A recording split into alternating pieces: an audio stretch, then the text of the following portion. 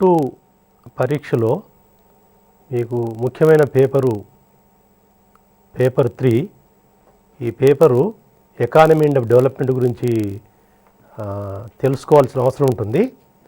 So economy and డెవలప్మెంట్లో 3 భాగాలు ఉండడం జరిగింది. మొదటి భాగము ఇండియన్ ఎకానమీ గురించి, వాటి యొక్క ఛాలెంజెస్, ప్రాబ్లమ్స్ గురించి తెలుసుకోవాల్సిన అవసరం ఉంది. రెండవ సెక్షన్లో మనము తెలంగాణ ఆర్థిక వ్యవస్థ మరియు అభివృద్ధి గురించి తెలుసుకోవాల్సిన అవసరం ఉంటుంది.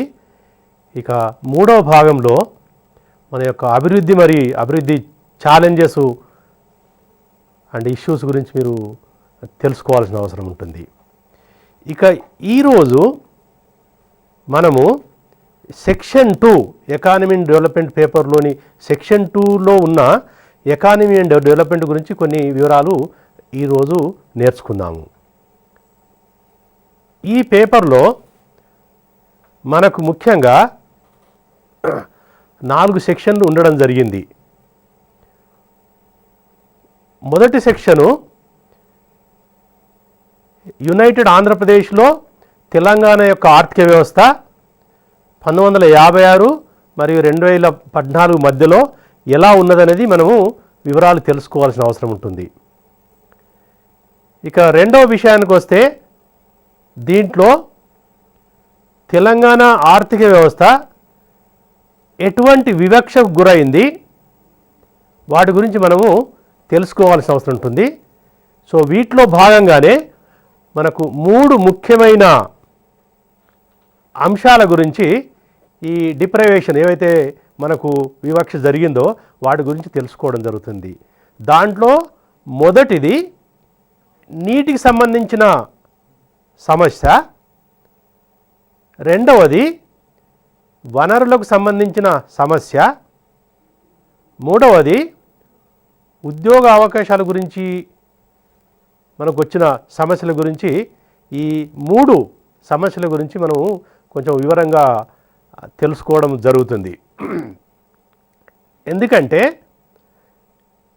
తెలంగాణ ప్రాంతము, హైదరాబాద్ స్టేట్లోని తెలంగాణ ప్రాంతము, ఆంధ్రాలో 2 కలిపి యునైటెడ్ ఆంధ్రప్రదేశ్గా ఏర్పడిన సందర్భంగా అప్పుడు ఉన్న పరిస్థితులు ఏంటి,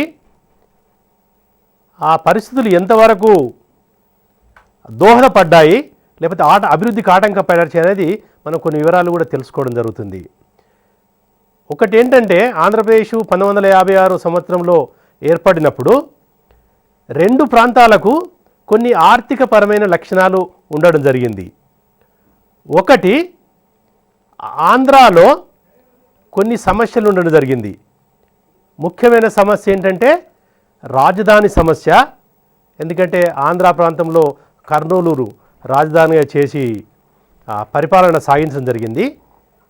కర్నూలు అంటే ఆంధ్ర ప్రాంతానికి జాగ్రఫికలో చూసుకున్నప్పుడు కొన్ని ఇబ్బందులు ఉన్నదనేది గుర్తించడం జరిగింది. ఇక రెండవ విషయానికి వస్తే వనరులు ఆంధ్ర రాష్ట్రంలో కొంతవరకు పరిమితంగానే ఉండడం జరిగింది.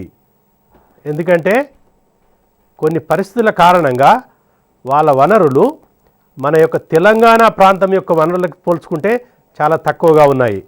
ముఖ్యంగా వనరులు ఏంటంటే నీరు కానీ, ఖనిజాలు కానీ, ఖనిజాలలో ముఖ్యమైన బొగ్గు తదితర ఏది ప్రకృతి వనరులు ఉన్నాయో అవి మన తెలంగాణ ప్రాంతంలో కంటే సో ఆంధ్రాలో కొంతవరకు తక్కువ ఉన్నాయి అనేది కొన్ని మనకు గణాంకాలు చెప్పడం జరుగుతుంది.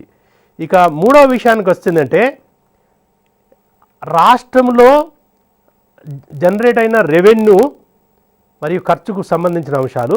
సో ఆ విధంగా చూస్తే ఆంధ్ర ప్రాంతంలో డెఫిసిట్ బడ్జెట్ ఉంది, లోటు బడ్జెట్ ఉన్నట్టు మనకు గణాంకాలు చెప్తుంది.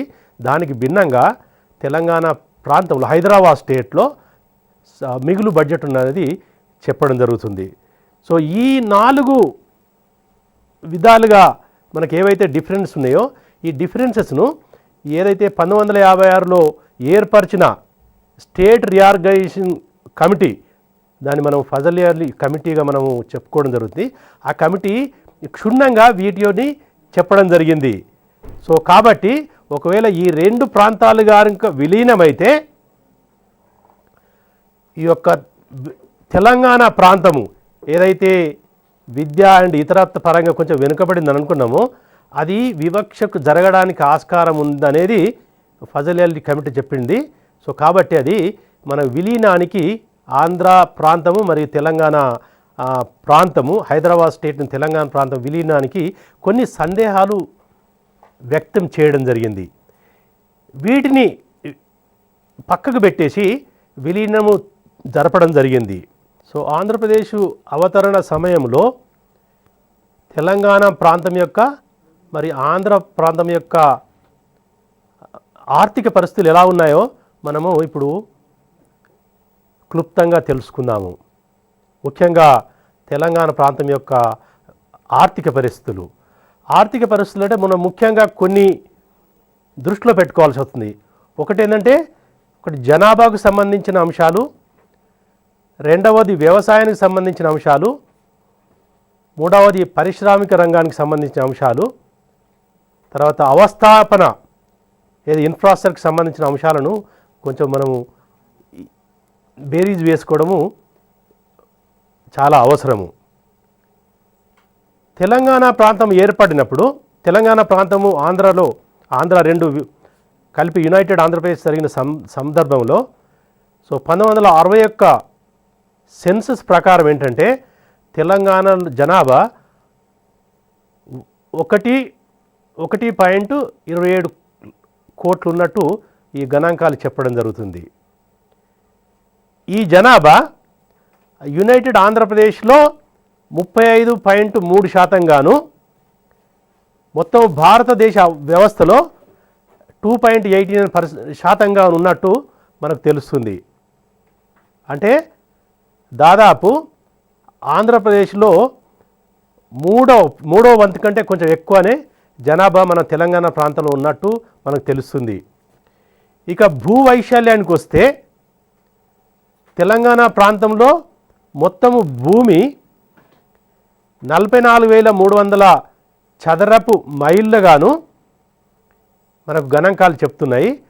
ఇది మొత్తము సో ఆంధ్రప్రదేశ్తో పోల్చుకుంటే ఆంధ్రప్రదేశ్లో వాటాగా చూసుకుంటుంటే 41.2% ఉన్నది.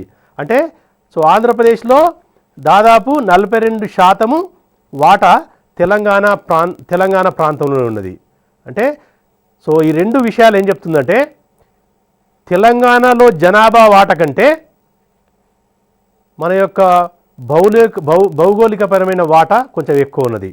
ఇది 42% ఉంది, అది 35% ఉంది. ఈ రెండింటికి సంబంధించిన అంశం ఏంటంటే మన యొక్క జనసాంద్రతగా చెప్పుకుంటాము. ఈ జనసాంద్రతను చెప్పుకుంటే ఏంటంటే ఈ యొక్క మనము పాపులేషన్ను జనాభాను ఈ యొక్క ఏరియాతో డివైడ్ చేస్తే మనకు వచ్చేది ఏంటంటే ఈ యొక్క జనసాంద్రత. సో అది 286 స్క్వేర్ పర్సన్స్ పర్ స్క్వేర్ మైల్గా ఉన్నది. ఇది ఆంధ్ర ప్రాంతంతో పోల్చుకుంటే మనకు తక్కువగానే ఉన్నదని మనము చెప్పుకోవచ్చు.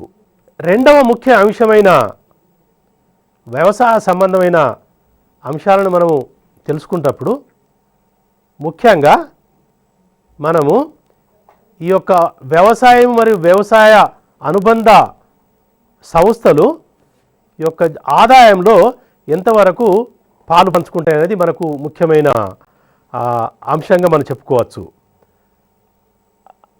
1960 ప్రాంతంలో ఈ యొక్క వ్యవసాయ రంగము యొక్క వాటా 37% ఉన్నదని, అంటే ఒకవేళ ఆంధ్రప్రదేశ్లో కనుక తెలంగాణలో కనుక 100 రూపాయల ఉత్పత్తి జరిగితే దాంట్లో 37% వ్యవసాయము వ్యవసాయ అనుబంధ సంస్థల ద్వారా వస్తుంది.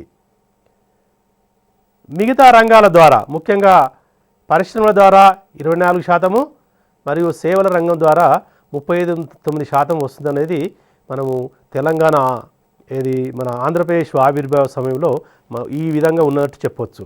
అంటే దీన్ని బట్టి ఏంటంటే వ్యవసాయ రంగం అనేది చాలా ప్రాముఖ్యత వహించిందనేది చెప్తుంది. ఎందుకంటే ప్రస్తుత గణాంకాలతో పోల్చుకుంటే మన ఆంధ్రప్రదేశ్ అవతరణ సమయంలో తెలంగాణలో వ్యవసాయ రంగం యొక్క వాటా కొంచెం ఎక్కువగానే ఉన్నది, మిగతా రంగాలతో పోల్చుకుంటే ఉంటుంది.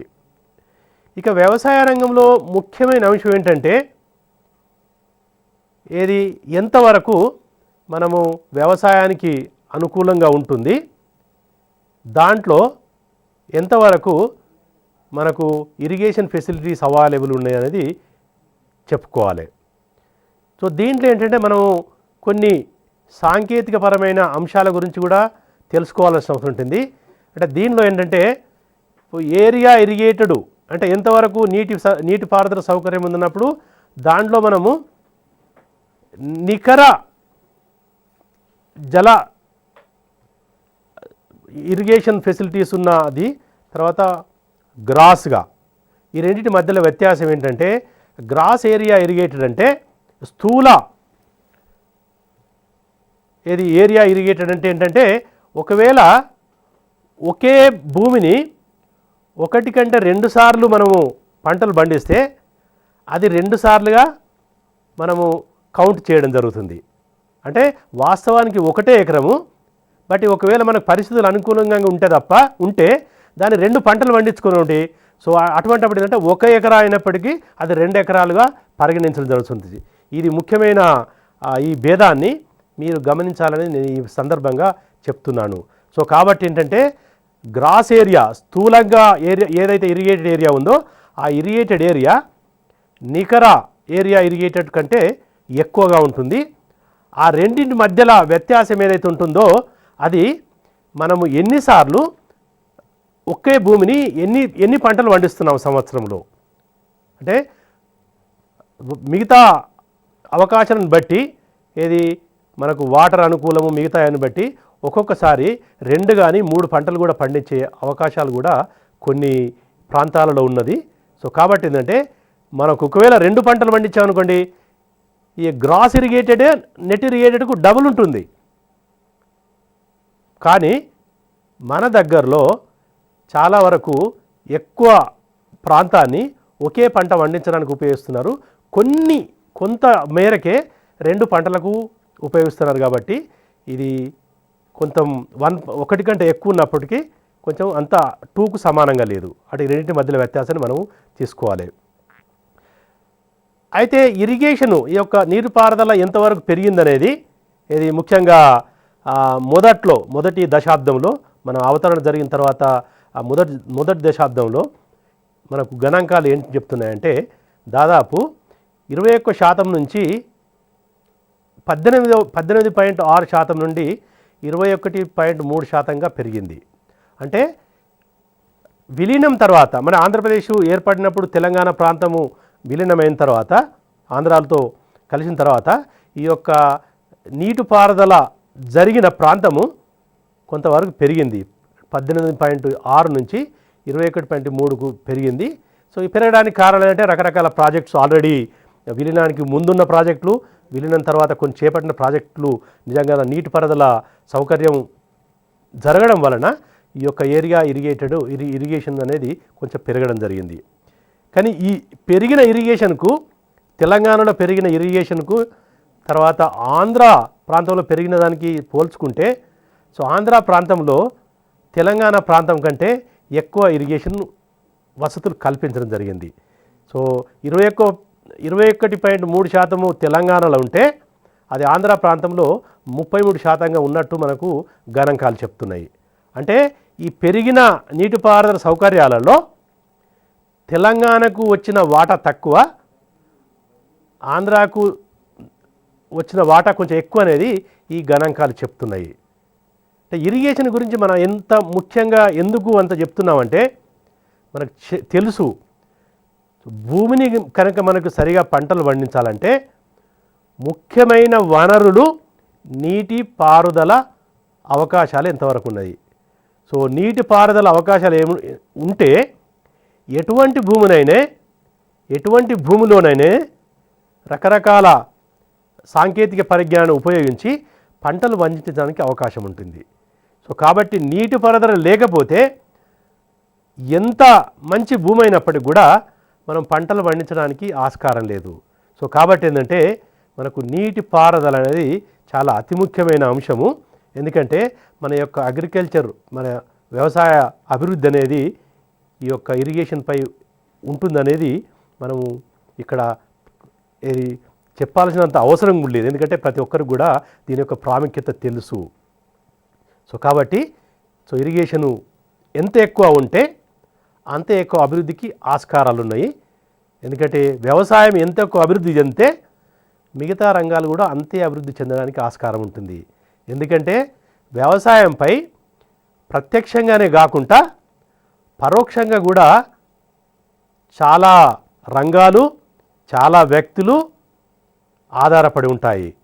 సో కాబట్టి వ్యవసాయ రంగంలో ఎటువంటి ఒడిదుడుకులు జరిగితే అది ఒక వ్యవసాయ రంగాన్నే కాకుండా మిగతా రంగాలను కూడా ప్రభావితం చేసే ఆస్కారం ఉంది. కాబట్టి ఇక్కడ మనం వ్యవసాయం గురించి, మరి వ్యవసాయం అభివృద్ధిలో ముఖ్యంగా పాత్రమైన ఈ యొక్క నీటిపారుదల సమస్యల గురించి మనం ఇక్కడ క్షుణ్ణంగా చెప్తుంటారు. సో దీన్ని బట్టి ఏంటంటే మనకు కొంతవరకు అభివృద్ధి జరిగిన దానివలన అభివృద్ధి మిగతా ప్రాంతంతో పోల్చుకుంటే కొంచెం తక్కువనే జరిగిందనేది ఈ గణాంకాలు మనం చెప్తున్నాయి. ఇక ఇరిగేషన్ జరగడానికి ఏ ఆధారంగా మనకు నీటిపారుదల సౌకర్యాలు జరిగినాయి. ఎందుకంటే నీటిపారుదల జరగాలంటే మనకు రకరకాల ఆధారాలు ఉన్నాయి. ఆధారాలు ఏంటి? మనకు బావుల ద్వారా, తర్వాత గొట్టపు బావుల ద్వారా, చెరువులు అండ్ కుంటల ద్వారా, ప్రాజెక్ట్స్ లేవతిన్న కాలువల ద్వారా, ఇవన్నీ కూడా నీటిపారుదల అవకాశాలను కల్పించే మార్గాలు. సో కాబట్టి ఇవి ఎంతవరకు అభివృద్ధి చెందినాయి, ఇవి ఏది ఎక్కువ అభివృద్ధి చెందితే దాని యొక్క ప్రభావం వ్యవసాయంపై ఉంటుందనేది మనం ఇక్కడ చెప్పాల్సిన అవసరం ఉంది. ఎందుకంటే తెలంగాణ అండ్ ఆంధ్ర రెండు కలిసిన సమయంలో నీటిపారుదల అవకాశాలు ఎంటున్నాయని చెప్పుకుంటే ఏంటంటే మన తెలంగాణలో ఎక్కువ శాతము ఇప్పటికి కూడా, అంటే ఎక్కువ శాతము ఈ మధ్యలో ఎక్కువ శాతం ఏంటంటే బోరు మరియు ఇతర బావుల ద్వారా జరుగుతుంది. అప్పుడు తెలంగాణ ప్రాంతం ఏర్పడినప్పుడు ఏంటంటే ఎక్కువ మనకు చెరువులు, కుంటలు, ప్రతి ఊరిలో చాలా కుంటలు, చెరువులు ఉండేవి. సో వ్యవసాయం అనేది ఎక్కువ ఈ యొక్క చెరువుల, కుంటల ద్వారా జరిగేది. కానీ రాను రాను కొన్ని వర్షాభావ ప్రభావాలు, తర్వాత మనం విధానపరమైన లోటుపాట్ల వలన ఈ యొక్క వ్యవసాయం అనేది, ఈ యొక్క ఇరిగేషన్ అనేది ఈ చెరువుల, కుంటలపై ఆధారపడకుండా మిగతా ప్రత్యామ్నాయాల మార్గాల ద్వారా పెరుగుతుంది. దాంట్లో భాగంగానే మొదట్లో బావుల ద్వారా, చెరువులలో నీటి అవకాశాలు తక్కువ జరుగుతున్న ఏంటి, బావులు తవ్వుకోవడం జరిగింది. సో బావులు తవ్వడం ద్వారా కొంత ఇరిగేషన్ ఫెసిలిటీస్ ప్రొవైడ్ జరిగింది. ఇరిగేషను బావుల ద్వారా ఎప్పుడు జరుగుతుంది? బావులలో కొంచెం లోతుల్లో ఉంటే తప్ప ఈ యొక్క బావుల ద్వారా వ్యవసాయానికి నీటి పారుదల జరగడం కొంచెం ఇబ్బంది. కాబట్టి రాను రాను ఈ యొక్క బావుల ద్వారా కూడా ఈ యొక్క నీటిపారుదల అవకాశాలు సన్నగిల్లడం జరిగింది. ఎందుకంటే వర్షాలు ఎక్కువ లేకపోవడం వలన, ఉన్న వర్షాలు సరిగా నిలవకపోవడం వలన, చెర్లు, కుంటలు నిండకపోవడం వలన ఏం జరుగుతుందంటే బావులలో నీరు కూడా చాలా లోతుకు వెళ్ళడం జరిగింది. చాలా లోతుగా వెళ్తే మనము వాటిని ఈ యొక్క ఇరిగేషన్కు ఉపయోగించడము కొంచెము మన ఖర్చు దృష్ట్యా కొద్దిగా ఎక్కువ అవుతుంది. కాబట్టి దానికి ప్రత్యామ్నాయంగా ఏం జరుగుతుందంటే ఈ మధ్యలో బోర్వెల్స్ యొక్క ప్రాముఖ్యత పెరుగుతున్నది. సో కాబట్టి ఏంటంటే మనము తెలంగాణ ప్రాంతంలో ఇప్పుడు మనము పరిశీలించే ముఖ్యమైన విషయం ఏంటంటే మనం ఎక్కడ చూసినా కానీ బోర్వెల్స్ అనేది ముఖ్యమైన నీటిపారుదల సాధనంగా మనకు చెప్పుకోవడం జరుగుతుంది. ఇప్పుడు చూడండి, దాదాపు 75%, అంటే 100కు 75% ఈ యొక్క నీటిపారుదల మనకి బోర్వెల్సే, ముఖ్యంగా బోర్వెల్స్ ద్వారానే జరుగుతుందనేది మన యొక్క గణాంకాలు చెప్తున్నాయి. అంటే ఒక క్వశ్చన్ రావచ్చు, మీకు ప్రశ్నించవచ్చు, ఎలాగైతేంది మనకు నీటిపారుదల సౌకర్యాలు ఉన్నాయి కదా అని అడగడానికి అవకాశం ఉంది. కానీ మిగతా మార్గాలతో పోల్చుకుంటే బోర్వెల్స్ మరియు బావుల ద్వారా మనము ఈ నీటిపారుదల అవకాశాలను పెంచుకుంటే మనకు కొన్ని సమస్యలు ఉత్పన్నమవుతాయి. ఆ సమస్యలు ఆర్థికపరమైనవి, మరి తర్వాత పర్యావరణానికి సంబంధించినవి. ఈ రెండు కూడా మనం ప్రస్తుత పరిస్థితులలో మనము తెలంగాణ ప్రాంతము అనుభవిస్తున్న ఈ సమస్య ఏంటంటే ఈ రెండు సమస్యలు మనము పెంచుకుంటాయి.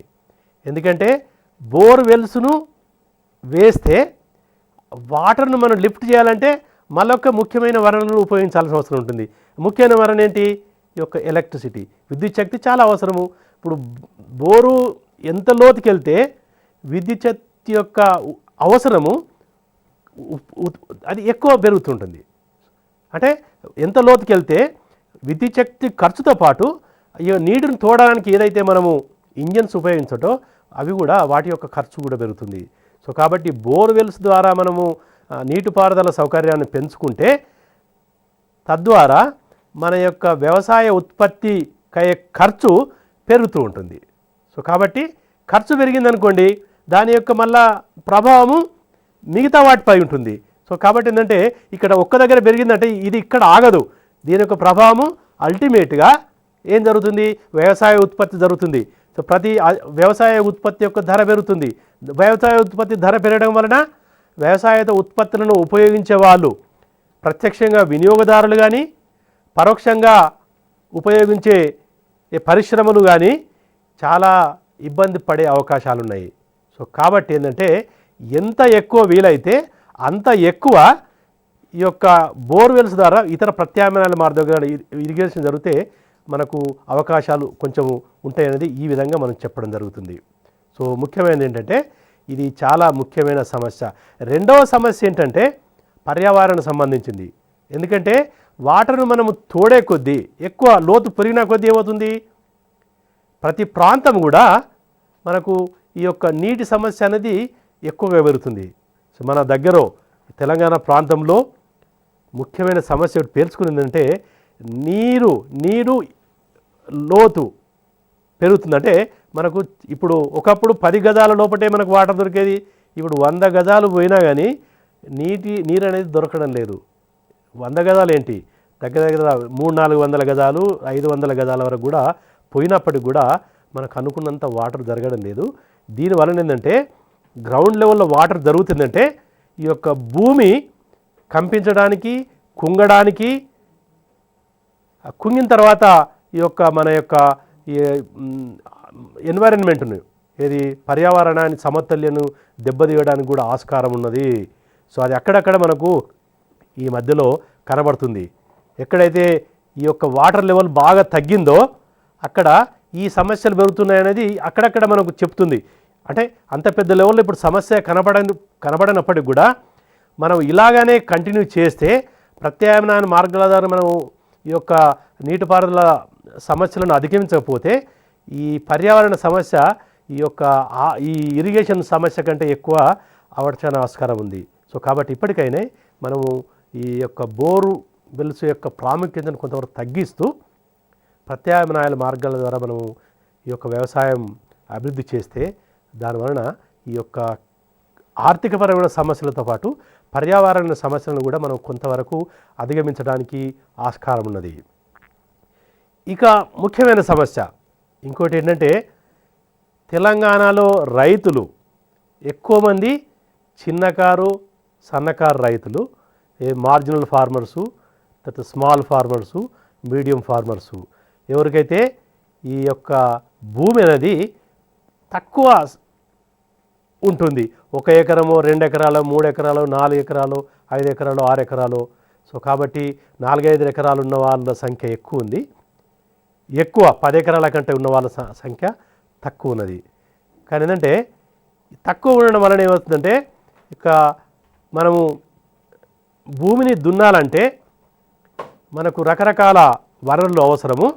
నీటితో పాటు తర్వాత మనకు శ్రామికుల యొక్క అవసరం ఉంటుంది. తర్వాత మిగతా విత్తనాలు, తర్వాత ఫెర్టిలైజర్సు, ఇవన్నిటి యొక్క అవసరం ఉంటుంది. సో ఇవన్నీ మనం తీసుకొని మనం వ్యవసాయాన్ని కల్టివేట్ చేస్తే, దున్నితే మరి అంతిమంగా పంట పండేదానికి కూడా మనకు కాన్ఫిడెన్స్ ఉండదు, సర్టెనిటీ లేదు, అన్సర్టెనిటీ ఎక్కువ ఉంటుంది. అంటే ఇన్ని చేసినప్పటికి కూడా పంట పడుతుందో లేదో, ఏ సమస్య వలన పంట నష్టపడుతుంది. పంట నష్టపడడానికి ఇప్పుడు వాతావరణం అంటే వర్షాలు ఎక్కువైనా కష్టమే, తక్కువైనా కష్టమే. సో తక్కువైనా అతివృష్టి అనావృష్టి కూడా సమస్యల వలన ఈ యొక్క వ్యవసాయ పంటలపై ప్రభావం జరుగుతుంది. రెండవది క్రిమికీటకాలు కూడా ఒక్కొక్కప్పుడు ఈ యొక్క పంటను దెబ్బతీస్తాయి. కానీ ఒకవేళ మనం విత్తనాలు కనుక సరి అయినవి వాడకపోతే అది కూడా పంట యొక్క ఉత్పత్తిపై ప్రభావం జరుగుతుంది. సో ఈ అన్ని సమస్యల వలన అల్టిమేట్లీ మన యొక్క వ్యవసాయ చేసే రైతు పేర్కొన్న సమస్య ఏంటంటే దాదాపు 100 మందిలో 89 మంది యొక్క అప్పులు చేస్తున్నారని. అంటే వ్యవసాయం చేయాలంటే అప్పులు చేయడము తప్పనిసరి అనేది ఇప్పుడు ప్రతి వ్యవసాయదారుని కూడా ఇప్పుడు తెలుసు. అప్పు చేసే తప్ప వ్యవసాయం చేయడము వీలు కాదనేది ప్రతి ఒక్కటి తెలుసు. కాబట్టి ఏంటంటే మన గణాంకాలు చెప్పేది ఏంటంటే దాదాపు 100 మందిలో 89 మంది ఇప్పుడు వాళ్ళు అప్పులు తీసుకొని వ్యవసాయం చేస్తారన్నది మనకు ఇది చెప్పడం జరుగుతుంది. ఇక వ్యవసాయ రంగంతో పాటు ఇంకొక ముఖ్యమైన రంగం ఏంటంటే మనం ఆల్రెడీ చెప్పడం జరిగింది. ఏది వ్యవసాయ రంగం ద్వారా 37% వస్తే పరిశ్రమల ద్వారా 24%. అంటే 100 రూపాయలు కనుక మన తెలంగాణలో జనరేట్ అయితే ఆదాయము, దానిలో 24 రూపాయలు పరిశ్రమల అనుబంధ సంస్థల ద్వారా వస్తున్నాయని చెప్తుంది. సో దాన్ని బట్టి చూస్తే అది చాలా ముఖ్యమైన ఇది రంగంగా మనం పరిగణించవచ్చు. 24% అంటే తక్కువ ఏం కాదు. సో కాబట్టి ఏంటంటే తెలంగాణ ఆంధ్రప్రదేశ్ ఏర్పడిన సందర్భంలో ఈ యొక్క మన యొక్క ఇండస్ట్రీ యొక్క పరిశ్రమల యొక్క పరిస్థితులు ఎలా ఉన్నదని మనం ఇక్కడ చిన్నగా చెప్పుకుందాము. ముఖ్యంగా ఏంటంటే ఈ యొక్క పరిశ్రమలు అనేది ఎక్కువ మనకు హైదరాబాదు ఎరౌండే ఉండడం జరిగింది. అంటే ఇప్పుడు కూడా అదే మనం అంటున్నాము. ఏంటి హైదరాబాద్ ఒకటేనా మిగతా ప్రాంతాలు అభివృద్ధి చెందొద్దా అంటే ఇది ఈరోజు సమస్య కాదు. ఇది మొదటి నుండి కూడా అది మంచో చెడో మరి అది ఈ యొక్క అభివృద్ధి అనేది ఏది మన పరిశ్రమల అభివృద్ధి కూడా హైదరాబాద్ పరిసర ప్రాంతాలకే పరిమితం కావడం జరిగింది. మనకు తెలుసు చాలా కేంద్ర ప్రభుత్వం యొక్క వాళ్ళ అజమాయిషీలు ఉన్న రంగ సంస్థలు కానీ మన యొక్క రాష్ట్ర ప్రభుత్వంలో ఉన్న కానీ ఈవెన్ ప్రైవేట్ రంగ సంస్థలు కూడా ఎక్కువగా ఇక్కడ హైదరాబాదు పరిసరాల ప్రాంతాలలో ఉండడం జరిగింది. ముఖ్యంగా మనకు తెలుసు ఏది కేంద్ర ప్రభుత్వ అజమాయిషీలో ఉన్న కొన్ని సంస్థలు, ఫర్ ఎగ్జాంపుల్ BHEL అనేది చాలా పెద్ద సంస్థ, అటు హైదరాబాద్లో ఉన్నది. అది భారీ యంత్రాలను సమకూరుస్తుంది, మన అభివృద్ధిలో ముఖ్యమైన పాత్ర వహిస్తుంది. తర్వాత హిందుస్థాన్ ఏరోనాటికల్స్ అనేది కూడా ఇంకొక ముఖ్యమైన సంస్థ. ప్రాగా టూల్స్ రకరకాల చాలా మీరు చూడండి, IDPL, HMT మీరు చూడండి. హైదరాబాద్లో మీకు ప్రతి ప్రాంతానికి హైదరాబాద్లో ఏ సైడ్ అని వెళ్ళండి ఈ యొక్క కేంద్ర ప్రభుత్వ యాజమాయిషిలో పరోక్ష యాజమాయిషిలో ఉన్న సంస్థలు ఎక్కువ కనబడతాయి. మీరు అటు కుక్కడపల్లి సైడ్ వెళ్ళండి, లేకపోతే ఉప్పల్ సైడ్ వెళ్ళండి, ఎటు పోయినా మీకు ఈ యొక్క పరిశ్రమలు అనేది ఎక్కువగా కనబడతాయి. సో కాబట్టి మనము హైదరాబాదు సరిపరస్ ప్రాంతాలనే ఈ యొక్క ఉంది. ఈవెన్ రాష్ట్ర ప్రభుత్వ సంస్థలైన కొన్ని అవి కూడా కొంతవరకు ఈ యొక్క హైదరాబాదు పరిసర ప్రాంతాలనే కేంద్రీకృతం చావడం జరిగింది. ఇక ఇండస్ట్రియల్ డెవలప్మెంట్ అనేది కొన్ని ప్రాంతాల్లో కొన్ని రకాల పరిశ్రమలకు అభివృద్ధి చెందడం జరిగింది. మనం ఆల్రెడీ చెప్పాము, హైదరాబాదులో ప్రభుత్వ రంగ సంస్థలతో పాటు ప్రైవేట్ రంగ సంస్థలైన ఆస్బెస్టస్ కానీ, సిమెంట్ ఇండస్ట్రీ కానీ, పవర్ కార్పొరేషన్ కానీ అనేది అభివృద్ధి చెందడం జరిగింది. ఇది హైదరాబాద్ పరిసర ప్రాంతంలో. మిగతా జిల్లాలలో చూసుకుంటే ముఖ్యంగా కరీంనగర్ మరియు నిజామాబాద్ జిల్లాలలో బీడీ పరిశ్రమ చాలా అభివృద్ధి చెందింది. ఎందుకంటే ఈ రెండు డిస్ట్రిక్ట్లలో చాలామంది బీడి పరిశ్రమ మీదనే ఆధారపడారు. ఇప్పటికి కూడా దీని యొక్క పై ఆధారపడుతూ జీవనోపాధి కలిగిస్తున్నారు. ఇక మిగతా విషయానికి వస్తే ఈ యొక్క పరిశ్రమల దృష్ట్యా ఎంప్లాయ్మెంటు అంటే ఉద్యోగిత మరియు తర్వాత మూలధనాన్ని సంబంధించి తెలంగాణ డిస్ట్రిక్ట్లలో ఎక్కువ ఎంప్లాయ్మెంట్, ఇండస్ట్రియల్ ఎంప్లాయ్మెంట్ అనేది పారిశ్రామిక రంగంలో ఉపాధి అవకాశాలు ఈ యొక్క నార్త్ తెలంగాణ డిస్ట్రిక్ట్లో ఎక్కువ జరిగింది. హైదరాబాదు పరిసర ప్రాంతాలలో ఎక్కువ పెట్టుబడి పెట్టడం జరిగింది. అంటే దాన్ని బట్టి ఏంటంటే ఎక్కువ పెట్టుబడి అవసరమయ్యే పరిశ్రమలు హైదరాబాద్ చుట్టుపక్కల డెవలప్ కావడం జరిగింది. ఏదైతే ఎక్కువ శ్రామికుల ద్వారా ఉత్పత్తి చేయడం జరుగుతుందో పారిశ్రామిక ఉత్పత్తి అవి ముఖ్యంగా తెలంగాణ డిస్ట్రిక్ట్లో అయిన తెలంగాణ నార్త్ తెలంగాణ డిస్ట్రిక్ట్లో అయిన ముఖ్యంగా ఈ యొక్క కరీంనగర్, నిజామాబాద్ అనే జిల్లాలలో ఎక్కువగా కలవడం జరిగింది. ముఖ్యంగా ఈ యొక్క ఆంధ్రప్రదేశ్ అవతరణ జరిగిన తర్వాత ఫస్ట్ దశాబ్దంలో పారిశ్రామిక అభివృద్ధి అనేది తెలంగాణ ప్రాంతంలో ఎక్కువగా జరగలేదు, ఈ యొక్క ఆంధ్ర ప్రాంతంలో ఎక్కువగా జరిగింది. అంటే ఈ దశాబ్దంలో 1966 ఆ 10 సంవత్సరాల కాలంలో తెలంగాణలో పరిశ్రమల అభివృద్ధి 2.3% ఉంటే అది ఆంధ్ర ప్రాంతంలో దాదాపు 12% ఉన్నట్టు చెప్తుంది. దీన్ని బట్టి ఏంటంటే అవతరణ జరిగిన తర్వాత ఇక పారిశ్రామిక అభివృద్ధి ఏదైతే ఉందో అది ఆంధ్ర ప్రాంతంలో ఎక్కువ పెట్టుబడి పెట్టడం జరిగింది, ఒక తెలంగాణ ప్రాంతంలో కొంతవరకు నెగ్లెక్ట్ కావడం జరిగింది. ఏవైతే ముఖ్యమైన ప్రాజెక్టులు అనుకున్నామో, ఎందుకంటే ఈవెన్ మనం తెలంగాణ ఆంధ్రప్రదేశ్ ఏర్పడక ముందు కూడా ఈవెన్ నిజాం పరిపాలన కూడా హైదరాబాద్ స్టేట్లో కొన్ని పరిశ్రమలు డెవలప్ కావడం జరిగింది. అవి ఇప్పుడు ఆదరణకు నోచుకోవడం లేదు. మనం ఈ మధ్యలో చూస్తున్నాము, పేరు బోధన్ షుగర్ ఫ్యాక్టరీ, ఆజంజా హిజ్ మిల్సు, తర్వాత సిర్పూర్ కాగజ్ నగర్ ప్రాజెక్టులు, ఇవి నిజాం పరిపాలనలోనే ఒకసారి వెలిగిన ప్రాజెక్టులు, పరిశ్రమలు. అవి ఇప్పుడు ఆదరణకు నోర్చుకోలేదు, అవన్నీ మూతబడ్డడం జరిగింది.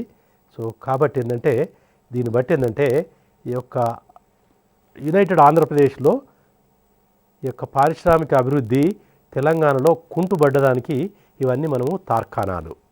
ముఖ్యమైన అవస్థాపక ఇన్ఫ్రాస్ట్రక్చర్ ఫెసిలిటీస్లో ఈ యొక్క ఇన్ఫ్రాస్ట్రక్చర్లో చాలా అంశాలు వస్తాయి. దానిలో మన తెలంగాణలో అతి ముఖ్యమైనది ఏంటంటే ఈ యొక్క విద్యుత్ శక్తి. మనకు ఆల్రెడీ తెలుసు, విద్యుత్ శక్తి యొక్క ప్రాముఖ్యత గురించి మనం మళ్ళీ స్పెషల్గా ఇక్కడ నొక్కి వక్కించాల్సిన అవసరం ఏంది. దాని యొక్క ప్రాముఖ్యత ప్రతి ఒక్కరికి కూడా తెలుసు.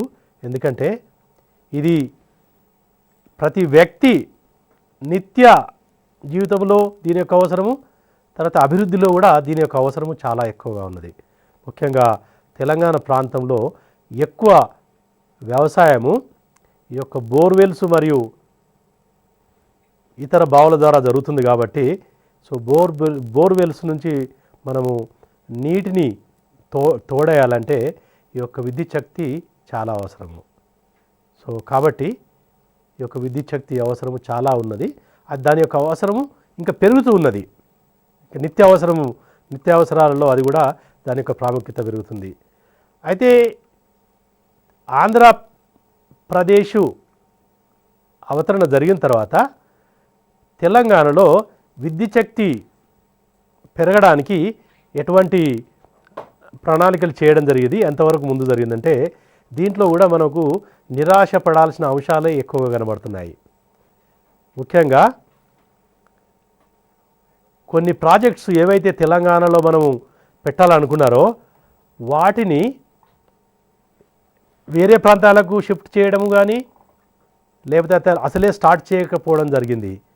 దీనిలో ఉదాహరణ ఏంటంటే 1973లో ఖమ్మం జిల్లాలో ఉన్న మనుగూరు ప్రాజెక్టు 1760 మెగావాట్ల విద్యుత్ శక్తి జనరేట్ చేయడానికి పూనుకోవడం జరిగింది.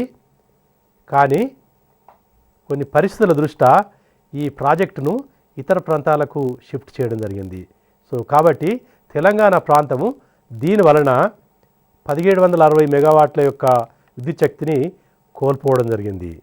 అంటే దీన్ని బట్టి చూస్తే ఈవెన్ ఈ ముఖ్యమైన దాంట్లో కూడా కొంతవరకు వివక్ష జరిగినట్టు మనకు చెప్తుంది.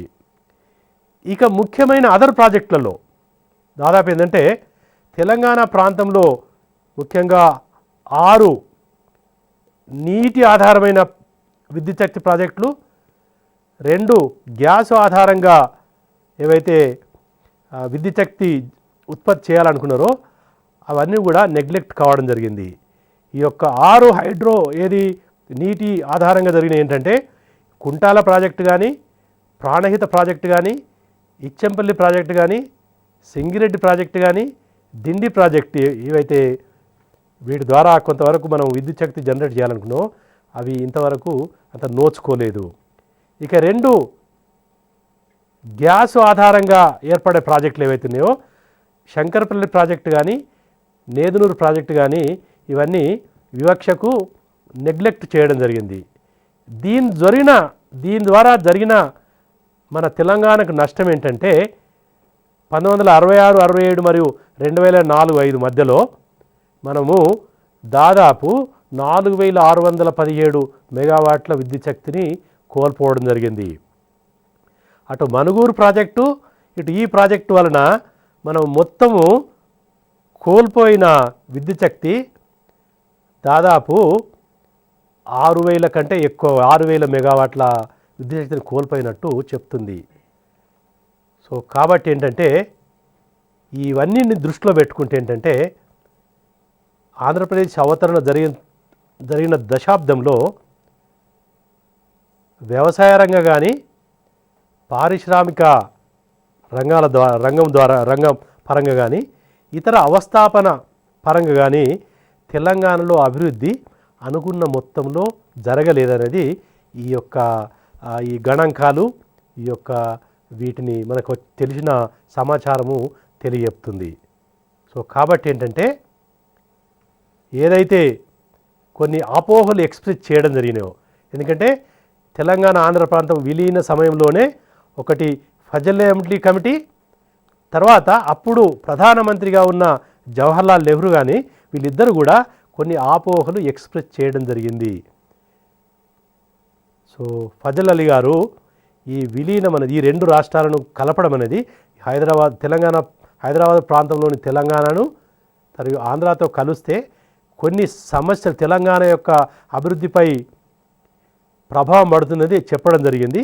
అది మనము ఈ యొక్క గత దశాబ్దంలో జరిగిన సమాచారం మేరకు అది కొంతవరకు వాస్తవం అనేది చెప్పడం జరుగుతుంది. ఇక జవహర్లాల్ నెహ్రూ గారు కూడా చెప్పాడు, అప్పుడే కలిసిన సమయంలోనే కొన్ని ఇబ్బందులు ఉన్న మాట వాస్తవము. సో కాబట్టి ఒకవేళ ఈ సమస్యలు కనుక జటిలతరం అయితే ఈ 2 విడిపోవడానికి కూడా ఆస్కారాలు కల్పించాలనేది అతను జవహర్లాల్ గారు అప్పుడే చెప్పడం జరిగింది. సో కాబట్టి అవి జటిలం కావడం వల్లనే మనం ప్రస్తుతము సపరేట్గా రాష్ట్రంగా అవతరణం జరగడం అనేది ఈ విధంగా మనము తెలుసుకోవడం జరుగుతుంది.